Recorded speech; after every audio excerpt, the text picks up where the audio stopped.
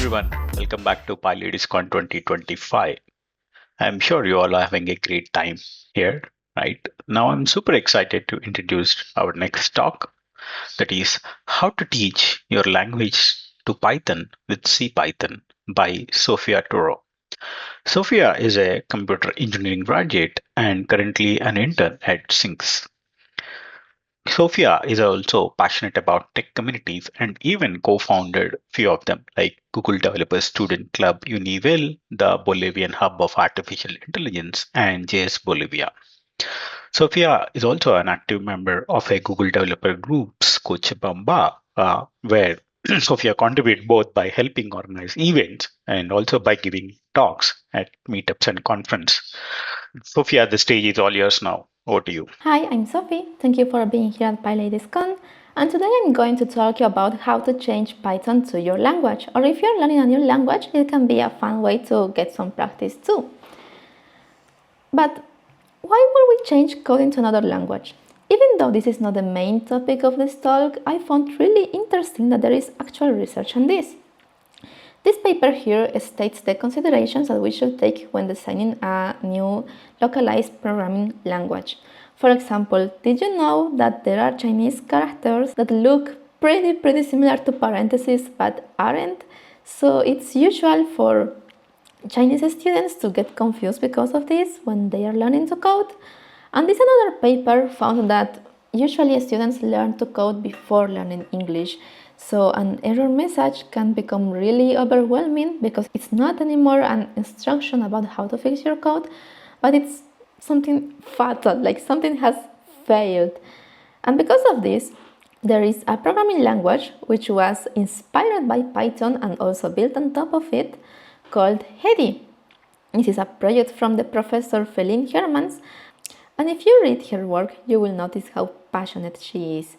If you are a professor and you work with international students, I encourage you to give it a try because it's already localized in more than 100 languages. So yeah, it's pretty cool. But let's get started with the talk. As I told you before, I'm Sophie. I recently moved to Switzerland to work as a software engineer at Cinex AG, and I enjoy trying new things, which led me to do some cool stuff as being here right now. What we are doing today is a small intro to CPython. We are going to see how the grammar works, also change some keywords and functions to Spanish, which is my native language. But the main purpose of this is to get over the fear of CPython, which can be a little bit intimidating, but it's fine, I promise you. But what is exactly CPython? Well, CPython is the runtime of Python, which means it's all the processes that take place from the moment you run your Python file with the print hello world to the moment it gets actually printed. So we could say that CPython is Python, as the repository states here, the Python programming language. But a more accurate word would be that CPython is an implementation of Python. It's the official one because the rules of the language are there, but there are another implementations of Python too, like Jython, which was written in Java, and PyPy, which was written in Python. CPython is written in C, as the name states. And how does it work? It has a lot of steps inside of it, but I identified 4 main stages: tokenizing, parsing, compiling, and executing. Tokenizing is when CPython grabs our code and splits it into really small pieces to later be interpreted. With this piece of code, x equals 1, we can see that the tokenizer divides it in x, which is the name of the variable, the equal sign for the assignment, and the number 1. And this applies for all the characters that are inside the valid syntax of Python. Then these pieces, these tokens, get into the parsing stage. The parser already knows what is valid syntax and how it should work. So with all these tokens, it creates an abstract syntax tree, which is a bunch of nodes of operations, we could say. In our example from before, we have the assignment operation. which has two leaves. The one from the left, it's the target, the name of the variable, and then the right one is the value 1. And now that we have our interpretation of how our code should behave, it gets compiled. Compilation is when a piece of code is translated into another piece of code. We say that a programming language is compiled when it gets translated into machine code, so it can be directly executed. But in the case of Python, it gets compiled to bytecode. So our Python code will get translated into bytecode, which is not machine code. It's a special type of code that it's only understood by CPython, by the Python virtual machine. And it's stored in these .pyc files under the __ pycache __ directories. And these files later gets executed by the Python virtual machine. So it's kind of two steps. It gets compiled first to bytecode, and then the bytecode gets interpreted or executed. But in today's talk, we are going to focus on the parsing stage, especially the one before the generation of the abstract syntax tree. We're going to see it later. But for this, first I need you to have some more tangible context. So if you are there in your laptop, I encourage you to compile your own version of CPython. It's just 4 commands: git clone of the repo, then you enter the directory cd CPython, /configure, make, and then you have compiled. You can check that you are inside your compiled version of CPython when you run /python and you get into your interactive shell.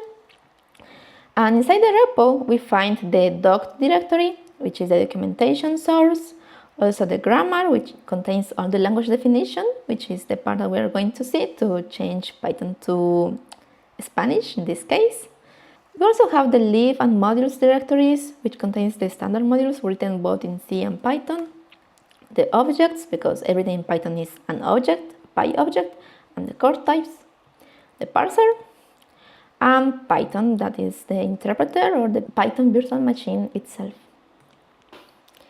And with this, we are ready to see how does Python define its rules, which are called the grammar.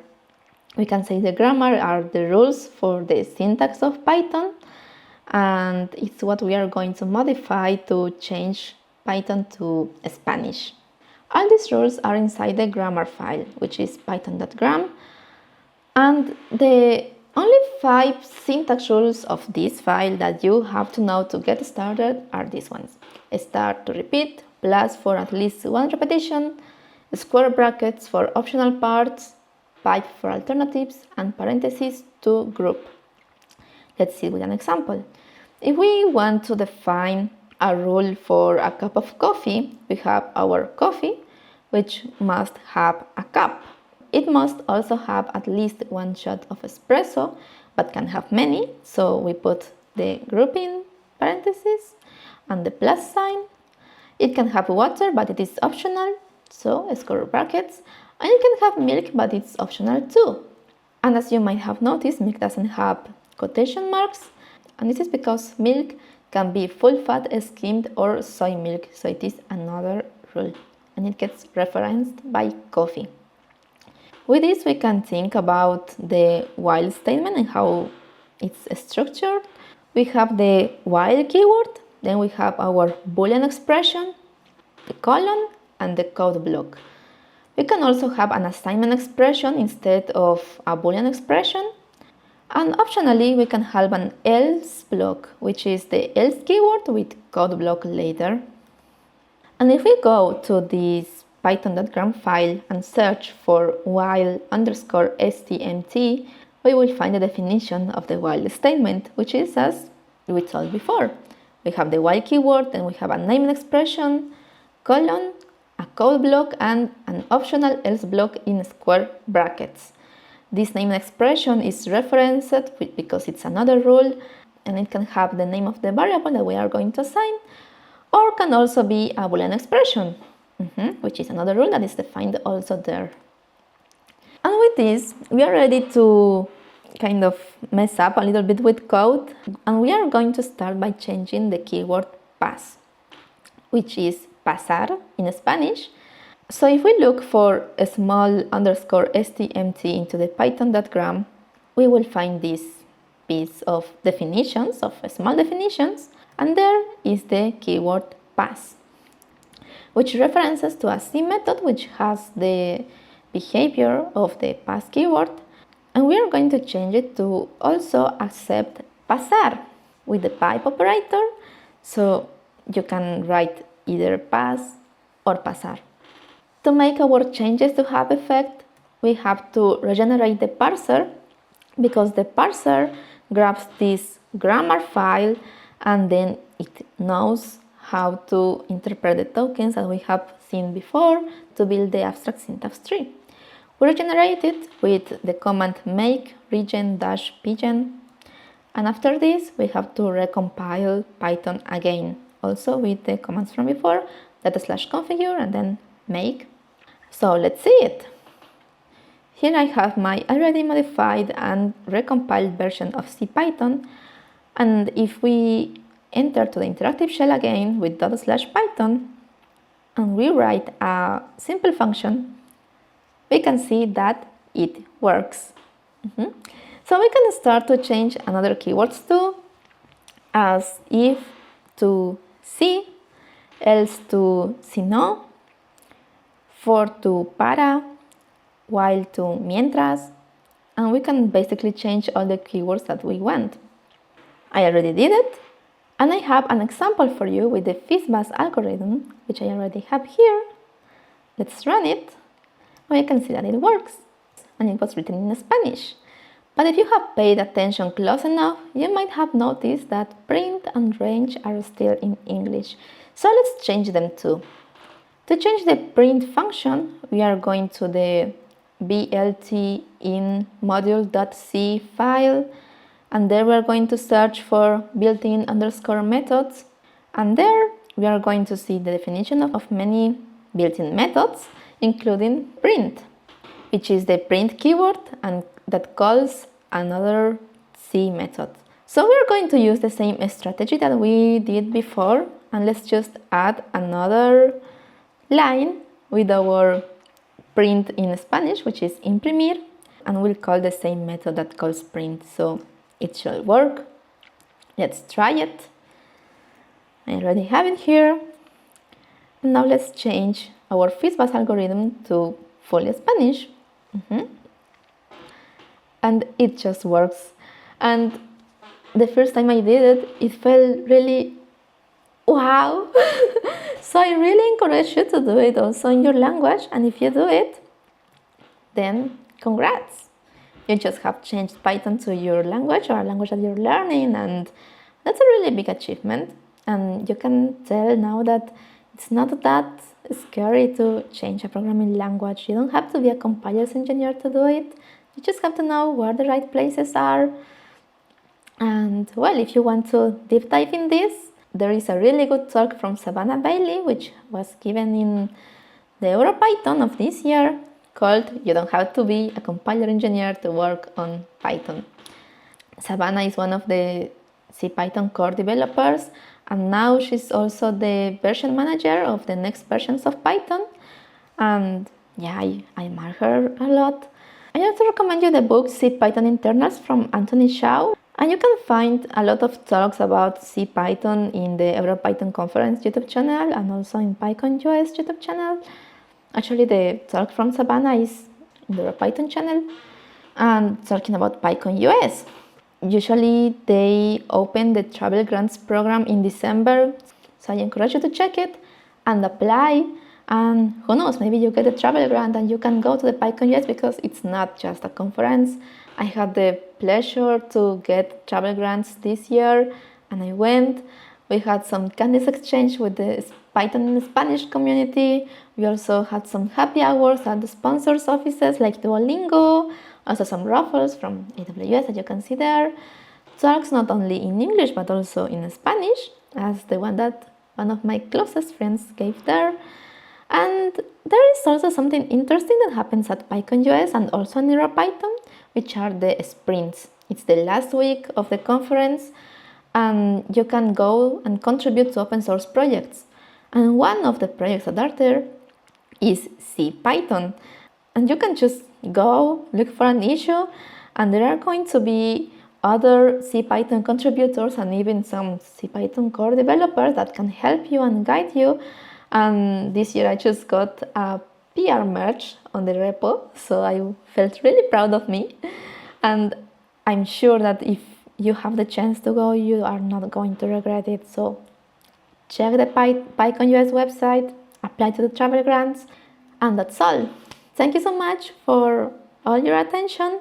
You can find me on LinkedIn as /Sofia Toro, or also in Instagram as __Sophie__. .py. And yeah, I hope you enjoy the rest of the conference. See you! Oh, Sophia, that was absolutely great and very informative talk. Though I do not understand Spanish, but the examples which you have showcased are very easy to follow, and also for the folks who are listening to your talk, and also I feel that they can implement very easily because they are very realistic and easy to understand. Thanks again for taking time and sharing the knowledge with us, Sophia. And folks, if you have more questions, feel free to drop it in the Discord. Enjoy.